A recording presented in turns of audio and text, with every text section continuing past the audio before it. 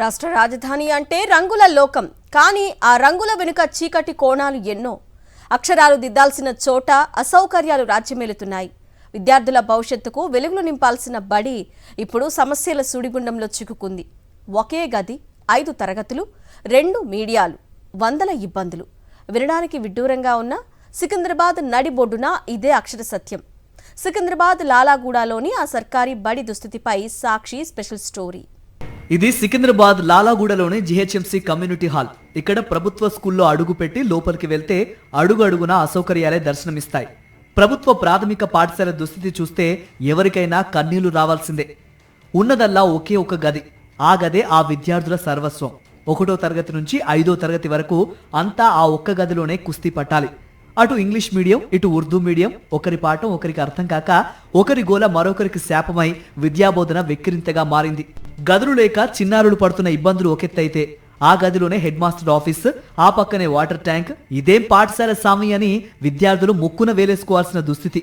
ఈ గజిబిజి బడిని చూసి తల్లిదండ్రులు హడలిపోతున్నారు. అందుకే 3 ఏళ్ల క్రితం 60 మంది ఉన్న విద్యార్థుల సంఖ్య ఇప్పుడు 31కి పడిపోయింది. పలకా బలపం పట్టాల్సిన చేతులు వసతులు లేక కొందరు ప్రైవేటు బడుల వైపు మల్లుతూ ఉంటే, మరికొందరు విద్యకు దూరం అవుతున్నారు.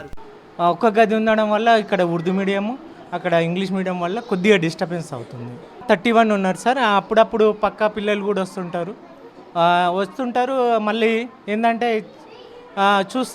చూసి ఇలాంటి పరిస్థితి ఉందని కొంతమంది ఇంట్రెస్ట్ లేకుండా కూడా వెళ్ళిపోతారు. ఉర్దూ మీడియంలో 15 మంది పిల్లలు ఉన్నారు. ఇంగ్లీష్ మీడియంలో 16 మంది పిల్లలు ఉన్నారు.